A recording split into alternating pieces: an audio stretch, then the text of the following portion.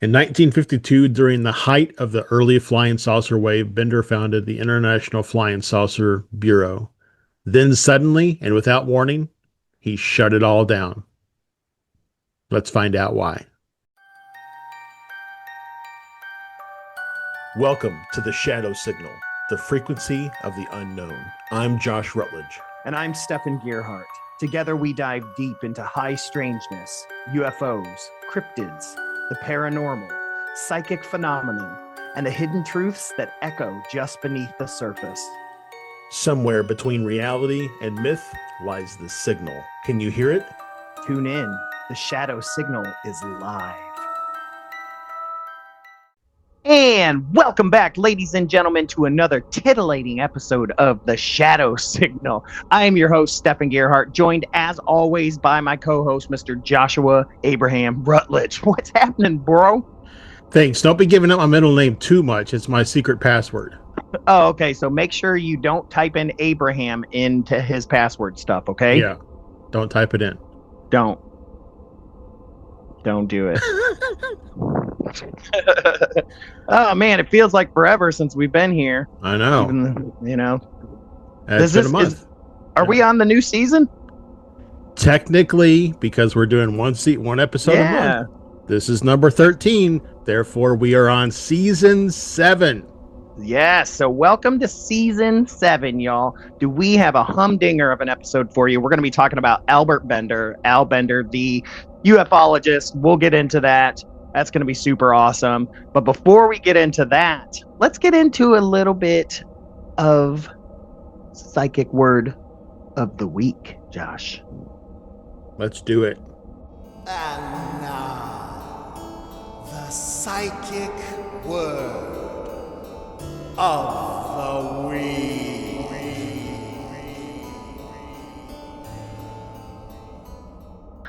All right, psychic word of the week brought to you by the Encyclopedic Psychic Dictionary, written by June G. Blitzer, PhD. So that's Dr. Blitzer to you listening out there. I love you, honey bear. I miss you, and I never knew you. And me. It's definitely to me too. Yep. So I flipped through the pages and landed on page 599. 599. That's 18. What is that? 18. 19, 20, 21, 22, 23. Reduce it down to 5. 5. Okay. So whatever that means, numerologists, have fun with that. Yeah. So the phrase that I came across here was subterranean world. Subterranean world. And the first definition we're very well aware of, but the second one I had not come across this before, which surprises me. All right, so subterranean world, definition 1, a place in the hollow of the earth where cities exist, believed to be a civilization of millions of inhabitants. There's a theory that it's highly intelligent type of life form. They frequently appear in their astral bodies to earthlings. Earthlings have visited them in the flesh in caves. So that's the first definition. The second one is a Buddhist reference, which that's why it surprised me. It exists under the Earth's surface where the supreme ruler of the empire or king of the world inhabits. He controls the world through secret tunnels connecting the subterranean world and Tibet, perhaps connecting the Giza complex far advanced in the science of technology. And then 3, people believe that some flying saucers come from here. So that's what I got. But yeah. I'm going to tell you this right now. This is directly related to the content of today's episode. I love it. Josh does the bibliomancy? research. I don't usually know what we're doing ahead of time. So he gives me the subject and then we go from there. So that's exciting. So there you go. Yeah. So if that's a little bit of a enticement to make sure you stick around and listen to the whole thing, there you go. Yep. Also, I guess let's go ahead and get started. Before we get started, I actually have an interrupted transmission this week. Cool. So let's do some interrupted transmissions. Interrupted transmissions. So mine, I was at work. Mine tends to always happen at work these days. But I was at work. I was getting ready to leave for the day, and I share an office with my manager, and she's usually gone before me. So I was leaving. I was heading out the door. I turned off the light. I turned around. What I usually do is I reach behind and push the lock shut, and then I shut the door. But as I'm shutting the door, the light turns right back on, full on, and I get cold chills. Really, I mean, goosebumps, the whole 9 yards. And I look out, and one of my residents is standing there wide-eyed because he saw it happen too. I was like, "Did you see that?" And he just goes, "Yep."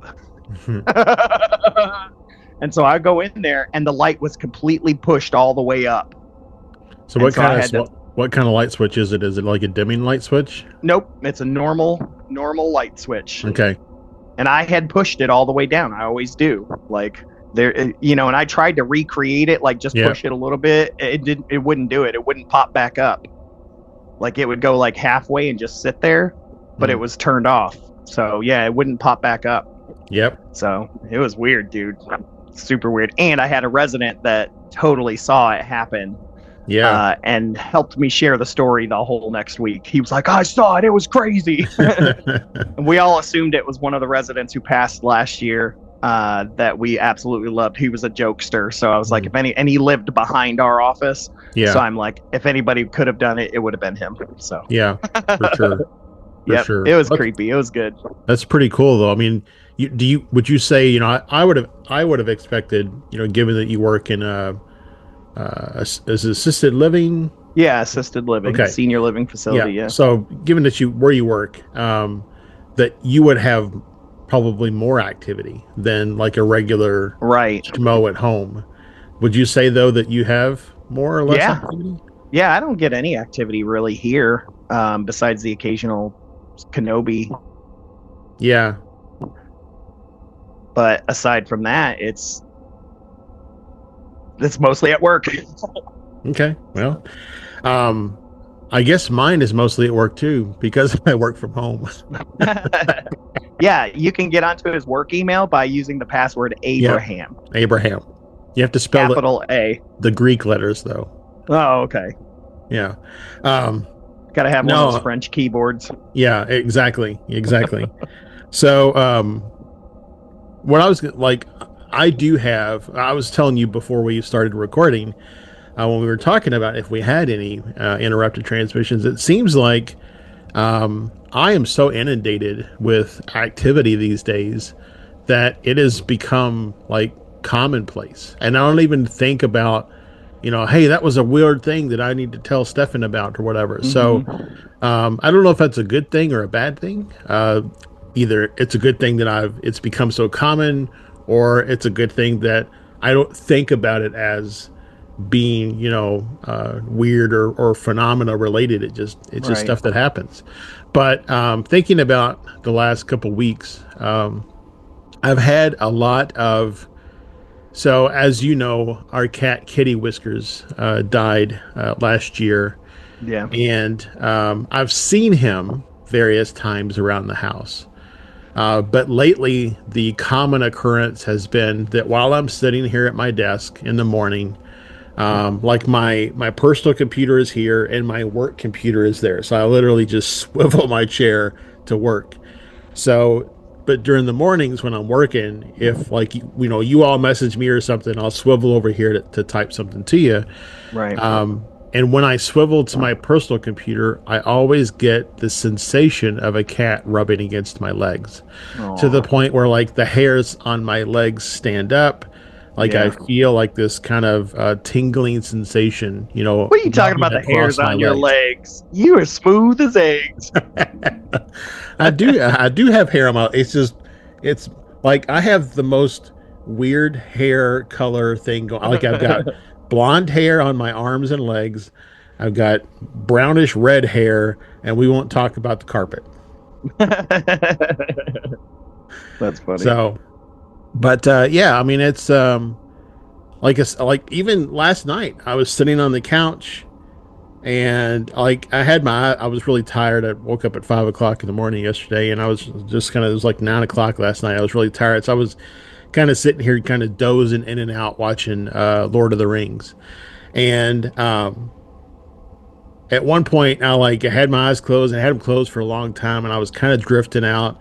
And I immediately snapped my eyes back open, and for a brief second, out of my office door, I saw this pink white looking thing jump over the back of our couch in the living room and scamper away. Nope, that was in Ghostbusters 2. I ain't having that. So I immediately, because I went yesterday and saw a MUFON presentation where there was just a lot of really, I don't want to say bad, but odd energy in the space. Mm-hmm. So as soon as I saw that, I was like, I think I'll go Sage.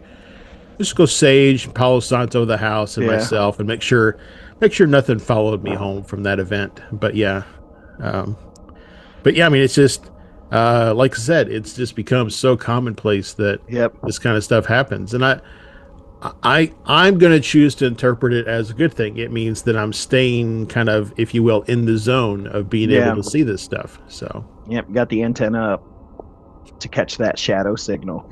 Yep.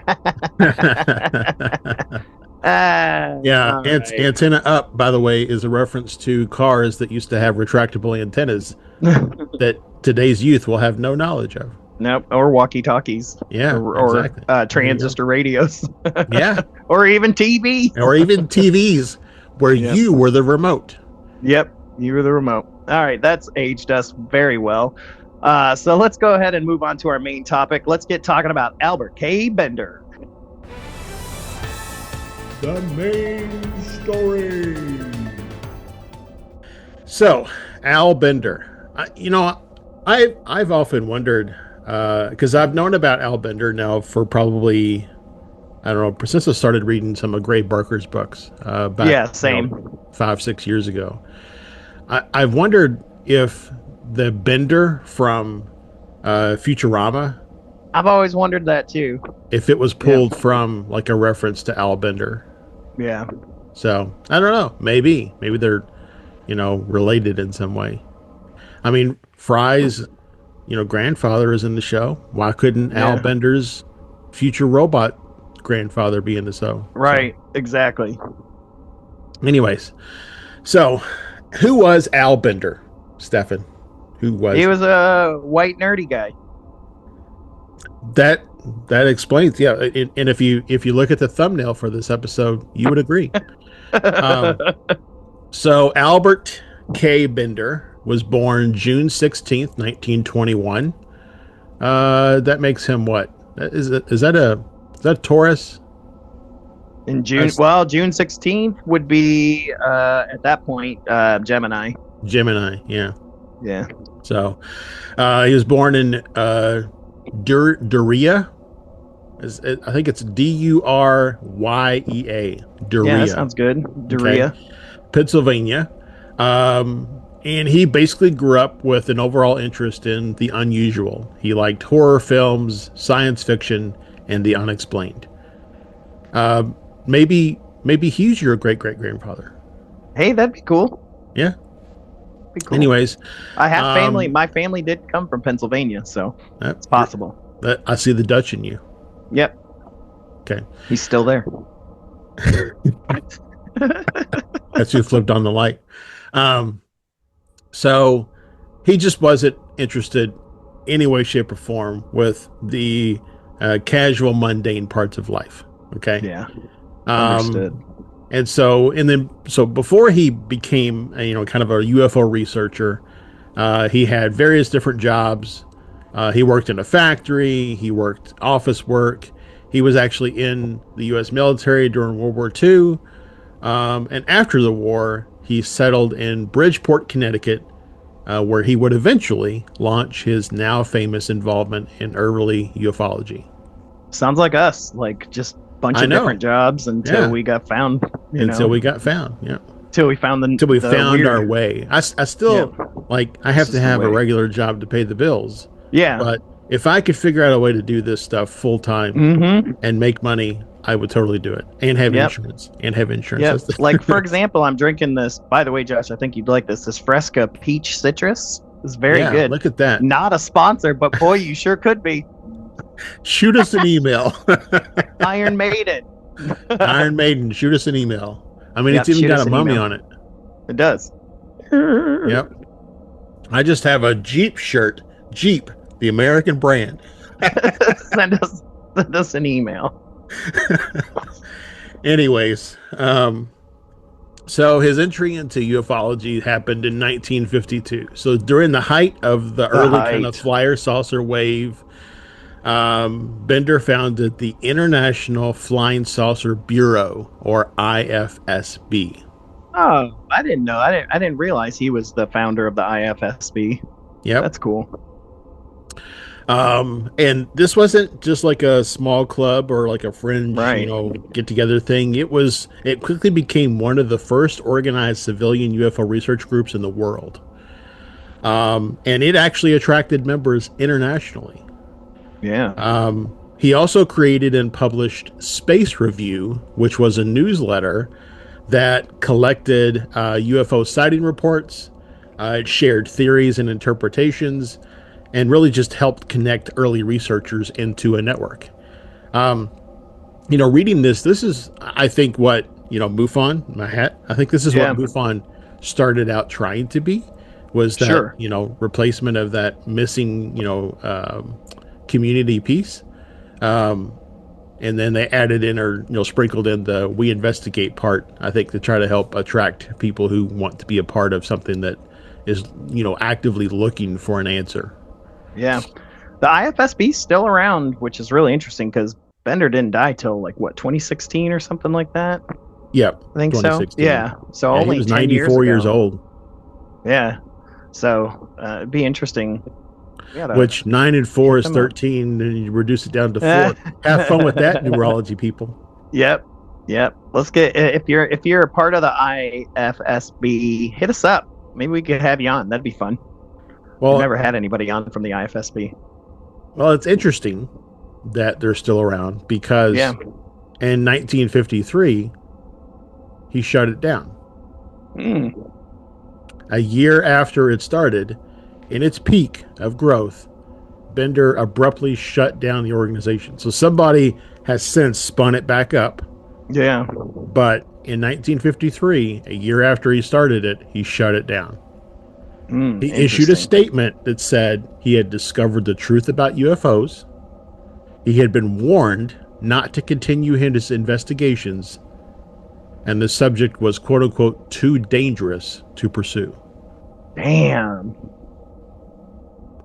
No explanation was given, and the shutdown really shocked the UFO community at the time. And that's why he lived to 94 and not 28. Yep. So Bender later claimed that his decision came after an encounter with the mysterious figures that would later be known as the Men in Black. According to his account, 3 dark-clad men appeared in his home. They communicated telepathically rather than verbally. He experienced these intense fear and like a physical paralysis, and they warned him to stop his UFO research. This account became one of the earliest and most influential descriptions of the Men in Black phenomenon. Wow. What I think strikes me about this account is this really echoes to a lot of the writings by John Keel about the Men in Black. Yeah. That, I think a lot of times people associate Men in Black with being government agents. Yeah. But this writing and John Keel's writings about the Men in Black really associate them with being not really human, potentially, like another, faction, if you will, within non-human intelligence, as we would call it today. That they are themselves some sort of keepers of silence amongst, extraterrestrial or alien races. Right.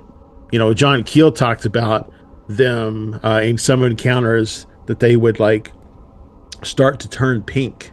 Yeah. And they would ask for water, and they would take a pill, and then Yeah. their color would return back to white, like a pale white. Yeah, remember that tale from the or that insight that we got, the spooky, I don't know, Tales from Fearscape or whatever we used to call it, where we had true encounters. And that one woman Yep. talked about her dad was really weird and all that stuff, and asked for a glass of water and Yep. all that But stuff. appeared as her dad, Yeah. but just behaved very strangely. Yeah, And then he left, and then her dad rolled up in a and then her dad truck. rolled up and she was freaking out because like he was just there. Yeah. Yeah.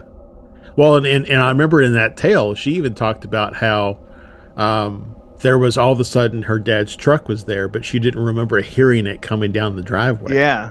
Yeah. So again, it's like they just appeared there. Yeah. Crazy, man.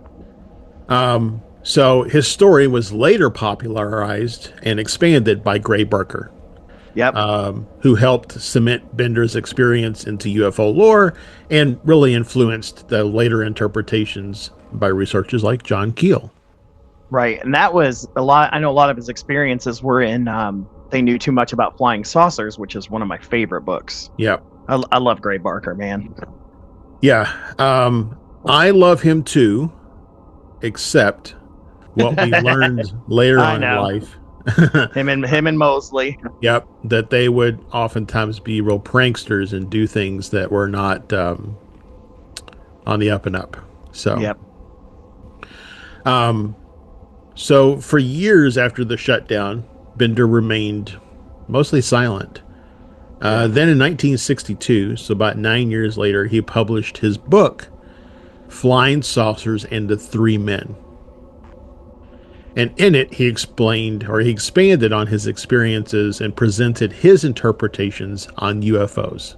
Yeah. And his interpretations were basically boiled down into these four bullets. UFOs were linked to non-human entities. Bender didn't describe UFOs as just machines piloted by, a controversial sense. He claimed the intelligence behind them was non-human, but not strictly alien in the space traveling sense. Right. He had said they had a highly advanced mentality, capable of telepathic communication, and that they were aware of human thoughts and intentions before their interactions. Interesting. In his encounter, the three men didn't speak out loud. They communicated directly into his mind. Yeah. And he experienced a forced awareness, as if information was being inserted rather than explained. To me, this is, if you ever listen to a song and you don't listen to it with the purposes of just listening to the song, but you actually try to be aware of every word that is said or sang in the song as it is occurring. When you do that, my experience is I become aware, I know the word, Right. but as soon as the word exits my mind, I don't remember the word that was the previous word that I was aware of. And that's what I feel like this is kind of what he's describing is the words are just there, but you don't quite know how or why they're there, and they don't really linger once they're gone. Yeah, I can see that. Boy, it makes you wish that you could use that power to get people to forget what you said. Yeah, really. Or, if you could use the power to forget some of the dumb things you've done in your life, that'd be nice too. Yeah, that too. Instead of having to relive them over and over again. So, Exactly. he also described that the entities seemed less like visitors and more like controllers or overseers. Yeah. Yeah. And so, the kind of one of the key implications of this type of, this first bullet of explanation is that this shifts the UFOs from being vehicles to being like manifestations or tools by an intelligence that operates on a different level than humans. Yeah. Which makes complete sense to me. Yeah, I mean, I wrote my article, 6 years ago now, calling UFOs USEs, and that they are used for a purpose, like an initiation for the human that gets to have the experience or encounter, for them to start kind of waking up or realizing that they're Yeah. bigger than what they are. So, yeah, it fits within that as well. Yep. All right, so bullet point number 2. These entities had bases on Earth, including Antarctica. One of Bender's more controversial claims is that these beings were not just visiting Earth, but they were already here. Yeah. They opened up bars and pubs and Yep. and Aldi's. I'm pretty sure they operate the Waymos. They're just phased out of our reality, so we can't see them. But really, there's a driver driving that thing along. Yep, it's only those of us that have woken up that can see the actual if your driver. antenna is straight up. Yep, you can see the Waymo driver. Can't be halfway up. Got to be straight up. It's got to be all the Waymo up. All the Waymo up. Not a sponsor. Email us. Email us. One of Bender's. So he said that there was a hidden base in Antarctica. And here's where it ties back to our psychic word. Subterranean. That they were underground or concealed installations. And that this was a long-term presence on Earth, not a recent arrival. Yeah. Now, this to me hits all the markers because I'm a big shaver guy, right? Hollow Earth, all of that kind of stuff.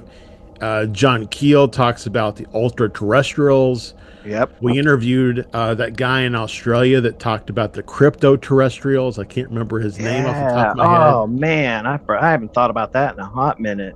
But, that there is this race of beings that have always resided here alongside humans. It's talked about in the lens of disclosure that humanity with these UFO or UAP sightings might be dealing with a break-off civilization. Right. But I've always said, what if humanity is the break-off civilization? I mean, that puts us right back into the whole Mesopotamian lore, El and Enki, Enkiel, and all that stuff. Yep. I mean, what if, like you said, I mean, what if the ancient Atlanteans, their island was destroyed, but the majority of the people remained, right? And they, moved underground or whatever. But then Enlil and Enki come along and they abduct 50 Atlanteans and use them to make a whole nother species that we call human. Right. Again, maybe that's why the Neanderthal died out. Maybe. And what if all abductions now and the whole hybridization program is just them trying to do that again because humanity is no longer subservient to Enlil and Enki? Yep. Boom! Just blew your mind. Yep. I've got to clean up brains off the floor. So. Yep. It's all over the ceiling too. I can see it dripping. Yep. You can only see that if your antenna is all the way up. If your antenna is all the way up. Yep, that's right. You have to be tuned into the signal. Yep. So anyways, moving on to about Mr. Bender. His idea also included that beings could move between locations rapidly, suggesting access points rather than travel in the conventional sense. Right. They could teleport to Waffle House real quick. They could. Or what was the other place? McDonald's. Yeah, it was McDonald's. Yeah. And basically that Antarctica is being used due to its isolation and lack of human access as kind of like a staging point or a base. And then, of course, there's ties in later on with Hollow Earth underground bases. And just some claims of like remote or restricted zones being used as staging areas. This whole vein of thought and conversation also ties back to our mysterious terrorists that contacted us that talked about being, embedded with the Tarot who were fighting the Darrow. And if you're listening, you're not familiar with the Tarot and Darrow, I encourage you to listen to our Shaver episode, which I'll link below. But there's just a lot of commonality or Yeah, for intertwined here sure. with various Yeah. things. Yeah, I had no Um, idea. I knew about Al Bender, but I had no idea the ties to the Hollow Earth, which is really interesting. So, so as I mentioned, there was 4 points that drew us apart. We've hmm covered the first 2. The third one is the phenomenon was not purely physical or extraterrestrial. Bender described aspects of his experience that don't line up with a physical reality as we understand it. The entity seemed to appear and disappear rather than arrive, right? He hmm experienced physical paralysis without contact. yeah, The environment around him felt altered, almost like a shift in perception or reality state. You know, that last bullet that I just read and the one before it around the physical paralysis, it makes me think about something that I've thought about for many, many years. Is that some abductions may not be an abduction of the physical body, but rather of the energy body. right. Um, and so, if the men in black, or the entities in this case, were to shift his dimensional alignment so that his energy body was then in the same space with them, but his physical body remained in his physical 3-dimensional world, Yeah, he would feel as if he was paralyzed because he would right, no longer have access to the dimension where his physical body exists. right. That would also That's give him wild. the same feeling of being that shift in perception or reality state. Yeah, and of course, it makes me question all sleep paralysis stuff. Right. You know. I mean, there is an really interesting that, like when I go to bed at night with the intention of astral travel, I do mechanisms to put my body into a paralysis state Yeah, so that I can then travel with my energy body.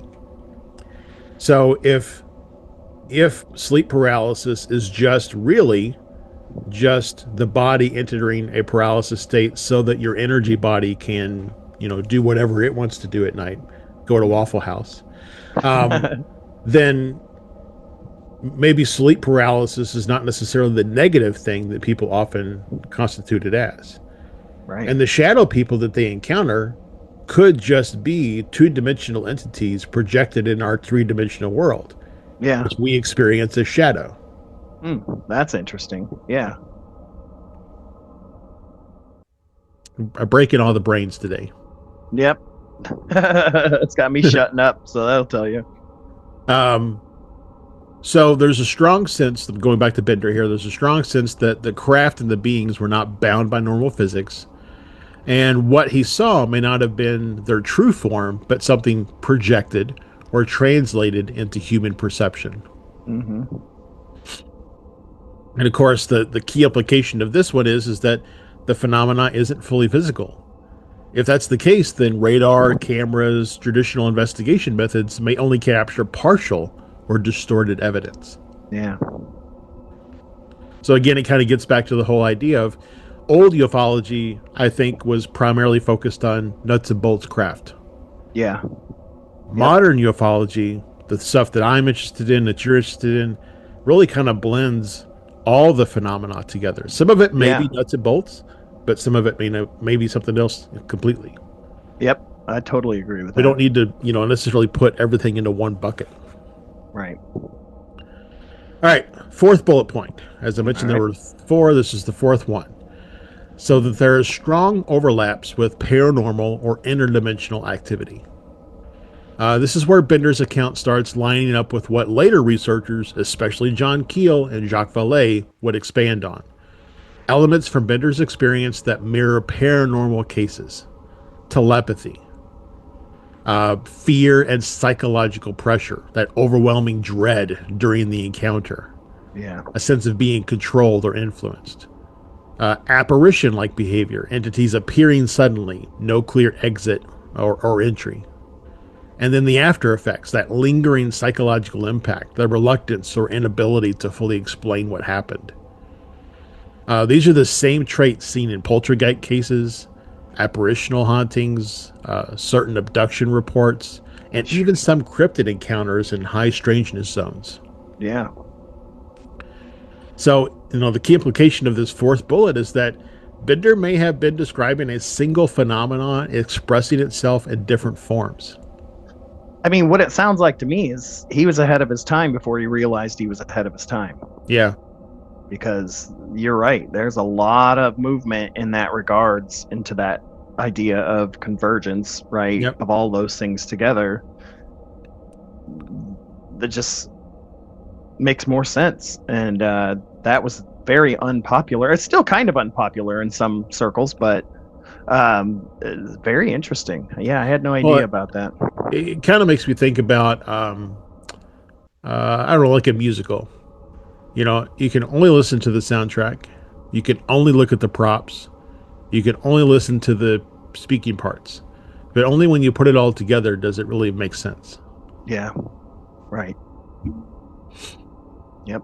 So, so some skeptical views on Bender's story. Some people think that it might be exaggerated or fictionalized. Of course. Some critics argue that Gray Barker may have embellished the narrative, which that's possible. That's possible. It's possible. Is possible. And some psychological explanations that basically he shut it all down because just the stress of running a UFO organization of that size at that time was just too much. Yeah. But his supportive views is that, his account predates many later similar reports. Yeah. Elements of his experience, like the fear, paralysis, telepathy, match modern, encounter cases. And his story helped define recurring patterns in UFO and paranormal research. Yep. He's also, I don't know if you knew this, but he's also the creator of World Contact Day. I did not know that. Yeah, which, now it's kind of World Contact Week, but he started World Contact Day, I think back in like 53, 52 or 53. The so organization probably around the did. time that it was in the tide of its thing, yeah. Yeah. And we still, in the UFO circles, still celebrate that. So, yep. So just kind of the legacy of the work that he did, kind of to start to sum things up a little bit. So, he didn't just contribute to ufology, he changed its trajectory. Yeah. Even if we didn't realize how big that change was going to be until much later, after he kind of shut things down. So he was the first major Men in Black narrative. Yeah. But before Bender, there were no widely recognized accounts of coordinated human-like figures showing up to silence UFO researchers. After Bender, the concept of Men in Black becomes embedded in UFO culture. Reports begin to include emotionless, almost artificial human behavior, unusual speech patterns. John Keel described it as speaking in a sing-song kind of way. Yeah. Yeah. Which is super creepy. Yeah. Knowledge that they shouldn't have. And I think his friendship with Gray Barker really helped to bring a lot of his experience to the forefront. Yeah. Whether Gray embellished or not, I don't know. I we've talked about in the past how Gray and Jim Moseley would pull pranks. Especially we received some information that they would prank John Keel at times. But I've never known anybody to claim that Gray Barker wrote fictitious things. Right. Now, the one exception I will make to that is that almost all of the Valiant Thor books that are put out underneath the pen name of Valiant Thor were written by Gray Barker. Right. So, take that with a grain of salt. But later researchers like John Keel expanded into this, not necessarily government agents, not fully human, possibly part of the phenomenon itself, which is something that I think we've kind of gotten away from in, recent years, is that we've shifted the conversation to be more that the Men in Black are government people. Yeah. But, maybe we've gotten off the trail a little bit. because of that type of thinking. And it'd be interesting to look back and see where that shift occurred, and perhaps a government individual was the reason for that shift. Maybe they Yeah. don't want us thinking about the possibility that they are a part of the phenomenon. Exactly. Early claims to suppression, not just the government. Most modern discussions focus on government secrecy. Bender's claim was different and more complex. Modern disclosure model, governments hide information. Secrecy is human controlled. Yeah. But maybe that's not the case, right? The model with Bender around this being, non-human entities that are doing these things is rarely discussed. I think we need to bring it back. Let's bring back NHI Men in Black. NHI MIB. Yes, let's do it. Let's start that hashtag, Stefan. Hashtag NHI MIB. There you go. There you go. Everybody who listens to this podcast, go to your social media account and post this episode in using the hashtag NHI MIB. Do it. Do it. Do it. Anyways. This hashtag is brought to you by Fresca. Not a sponsor. Email us. So, his account also helped to shift the conversation from being nuts and bolts crafts to something else, high strangeness related. Yep. Before Bender got involved, ufology was almost always discussed in the terms of physical craft, radar sightings, military encounters, so on and so forth. But after Bender, it opened up the door, and researchers like John Keel and Jacques Vallée really picked up and built off of that shift. Yep, agreed. And I will say to anyone out there that's had an encounter with Men in Black, we'd love to hear about it, as usual. So you can always email us at theshadowsignalpodcast@gmail.com. Is that correct? It is. Woohoo! So email us and let us know about your experience. We'd love to hear more and share it. So yep, doesn't have to be Men in Black. Any experience that you've had, we'd love to hear. That's true too. Yeah. Yeah. But yeah. And kind of another contribution that he made was he was a precursor to the control system theory. Jacques Vallée later proposed that phenomena acts as a control system that interacts with humanity over time, shapes the belief system and culture, and adapts its appearance based on context. And that's something that you and I have talked about as well. Yep. There are the Fae and the elves of yesteryear in UK lore. Is that the new UFOs, right? Right. Bender's experience lines up with this kind of early form where he investigates and he gets contacted. He gains knowledge and then he is warned, and then he attempts to share and he is stopped. Yep. I also say, dragons, like dragons are in almost every culture throughout history. Is that a craft that they saw? And they didn't know how to articulate it, or maybe it appeared as dragons. As a dragon, yeah. We talked a little bit about the Shaver mystery. One of the things in the Shaver mystery is that the Darrow supposedly had a device that they could project things in the sky to, fool mankind. Yep. John Keel, I think his book, The Eighth Tower, talks a lot about there being sky projections, if you will, in the sky. So, yeah. So, the last thing I'll say that he kind of contributed is that pattern that repeats. Researchers getting too deep and stepping back. Witnesses describing telepathic communication. Encounters involving paralysis or overwhelming fear. Reports of entities that look human but feel off.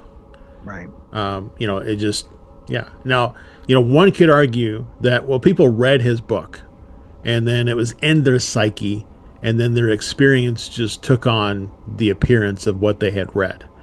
Yeah. And that is possible. The brain does work that way.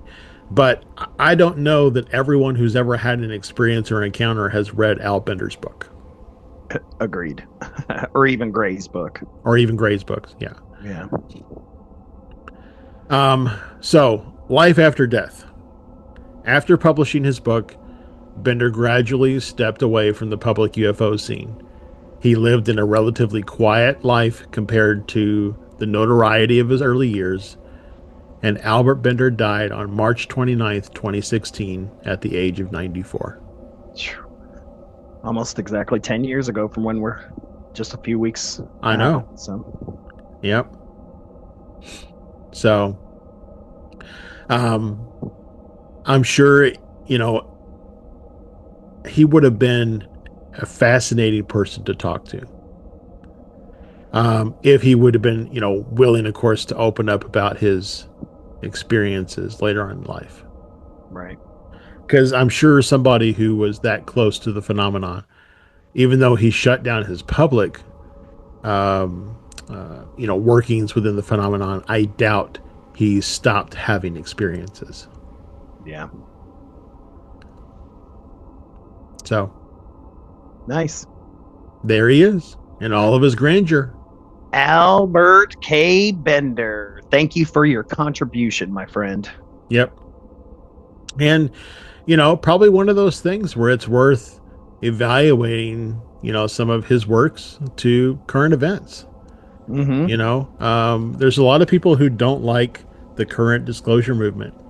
They think the UFO's attempt to reclassify everything as UAP is them basically saying that, if it's called a UAP, it's a man-made item. Right. I think it's just the government's attempt to distance itself from the UFO terminology because of the inclusion of the extraterrestrial hypothesis. Yeah. Plus, I've read books that predate, the back in the 50s and 60s that use the term UAP. So it's not a new term from the government. It's just more visible now. Right. But, there are people who think that the disclosure movement is there to make the phenomenon more human, to provide a human element to it. That humans are the reason we don't know what we know. There's no other reason beyond that. But, Bender's works, Gray Barker, John Keel, others of their time, it's worth reevaluating those and checking the narratives of today against the narratives of the past. Yeah. Are we just reliving the same history that somebody else was trying to spin 60 years ago? Yeah, I like that. So, all right. Cool, man. All right. Well, I guess we'll go ahead and get out of here, man. That was very interesting, Josh. I really appreciate the work on that. That was just a good deep dive into old Bender there.